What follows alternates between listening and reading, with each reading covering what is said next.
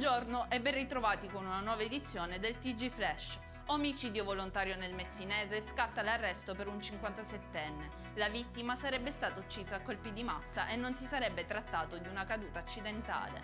Maxi sequestra a Catania e arresti domiciliari per Paolo Pistone. L'imprenditore avrebbe provocato con dolo il dissesto della società legata al marchio I Dolci di Nonna Vincenza.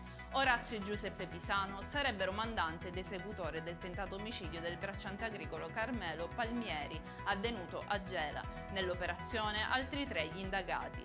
Sequestrate case di appuntamenti nel centro di Catania, dove si svolgeva attività di prostituzione con una notevole affluenza di clienti.